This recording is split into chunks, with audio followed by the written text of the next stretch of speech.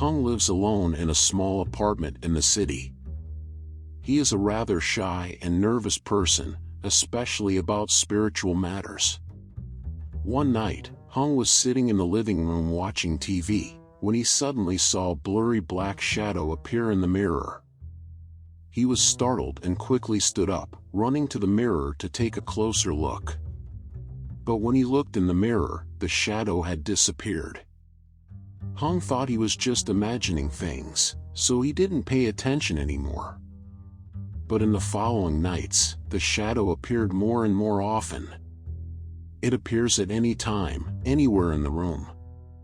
Hung started to feel scared. He didn't know what that shadow was, and what it wanted to do with him.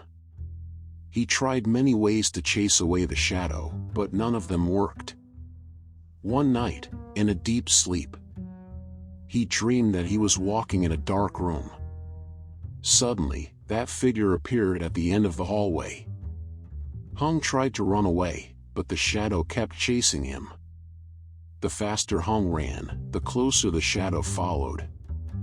Finally, Hung was caught by the shadow and dragged into a deep cave. Hung woke up in a dark room. He didn't know where he was or what had happened. He tried to stand up, but he couldn't move. Hung felt a cold hand holding his body tightly. That hand pulled Hung forward. Hung tried to struggle, but it didn't work. He was led to another room. In the room, there was a woman sitting on a chair. That woman is Hung's mother. Hung's mother looked at Hung with sad eyes and asked for help. She told Hung that she would die and be taken to the afterlife.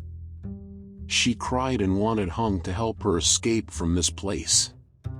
Hung knew he had to help his mother.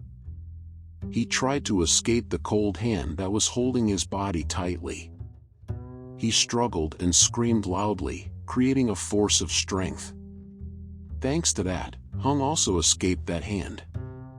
He ran towards his mother and hugged her. She hugged Hung in her arms and cried. Hung led his mother out of the room together. They walked through a long hallway and finally exited the cave.